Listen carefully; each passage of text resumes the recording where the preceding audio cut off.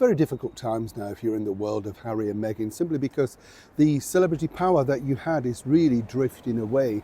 And I don't mean that in a gloating way, you know, it happens to all celebrities. You're famous, then you're not, then hopefully you climb back, maybe you come back with a comeback tour, a new album, a collection. But it's harder if you're just famous for being famous, because there's really nothing to build a ground on. You know, whatever people think, if you've had hit records once or a hit movie once, you can climb back. The case of Harry and Meghan is proving even more difficult, and more so when they get public slapdowns like this as ever. Let me explain. Hi, morning to sit. Hi, get me teeth in, eh? Morning, how are you? What day is it? Where are we? What planet are we on? We'll have a quick wave. You're all right. Nice to see you. Thank you so much as ever for your company.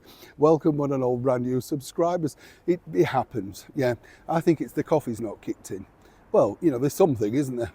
And well, it's all very well. I'm sure you're the same. First thing, you know, it's not easy to get it together, is it?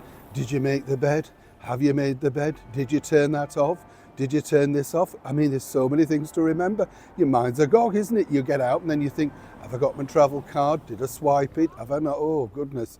You see, it's just, I think we're overloaded. Yes, certainly we're overloaded with this, aren't we? Of course, the imagery of Harry and Meghan, who obviously want to be celebrities, trying their very best, not necessarily working out. And as we saw, you know, they've tried many different aspects to glue themselves to people. Sadly, you know, for them, of course, people like Ellen DeGeneres seemed the wrong person to glue themselves to, because she was dumped from her chat show allegedly for bullying and things like that. So you've got to be very careful. James Corden, if you remember, fell out with restaurateurs in New York for being diva and difficult.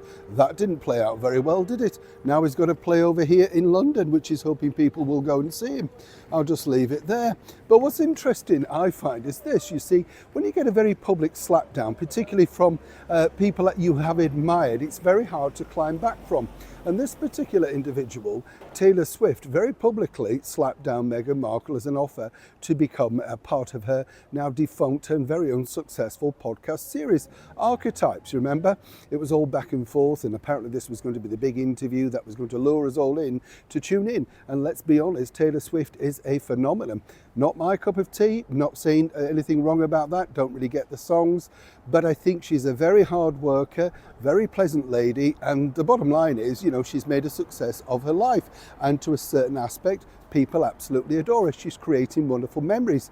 None more so, of course, than younger members of the British monarchy.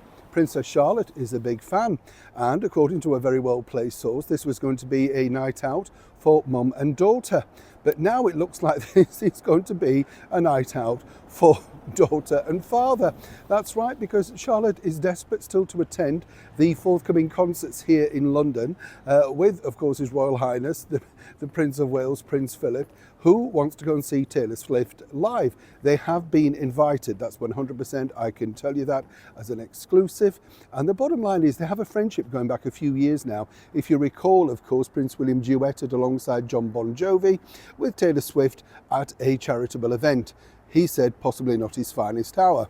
Will it be his finest hour though, and will he agree to take maybe not just apparently Princess Charlotte, but Prince George is not too averse to Taylor Swift too. All we know, he likes AC/DC better, more hard rock anthems, stuff like that.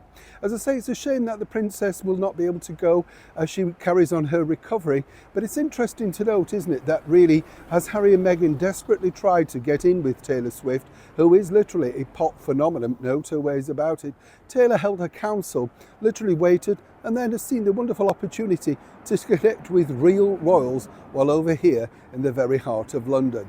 Now, if I was the Prince of Wales, you've got to look like you're enjoying it, sir, because the bottom line is your daughter's certainly going to be. Neil Sean in the very heart of London.